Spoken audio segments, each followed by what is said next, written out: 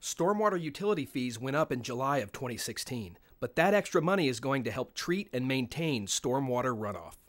Our stormwater program here in the city of Rockville is very extensive. The stormwater utility fee that every resident and business pays, as well as all nonprofit and even our city properties, pay into our stormwater fee. It's used for multiple things. One of the things is to maintain and inspect over 800 stormwater management facilities. And it all begins with 3 major restoration projects at Dogwood Stream, Upper Watts Branch Forest Preserve, and Watkins Pond.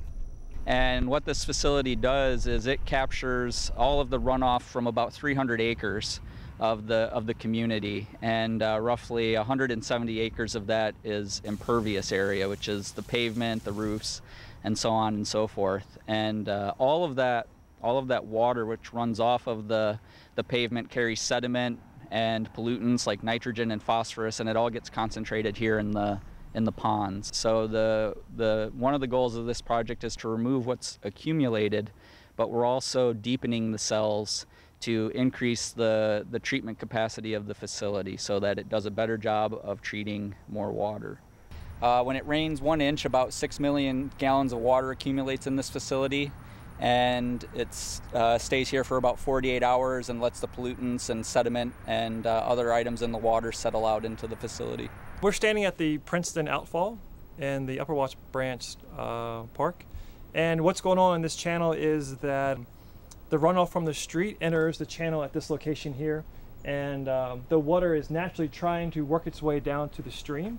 So nature is trying to force this channel down to the same height as the stream below us. So all the cutting that's occurring is actually occurring from the stream up to the structure, and the longer we leave this channel unstabilized, the further cut you will see, and the deeper that this section of the channel will become. So it's just kind of chewing away, and our plan is to put some stabilization, some rock in these channels to prevent any chewing of the debris and any further movement of sediment.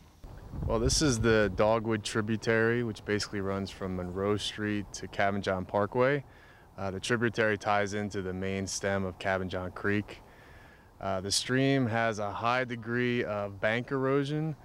This is a sanitary sewer crossing that crosses beneath the tributary. Over time, the stream starts to downcut, which leaves the pipe exposed in the stream. And approximately 3 or 4 years ago, we had a failure of this sewer pipe, which means that the pipe actually broke and wastewater spilled into the tributary.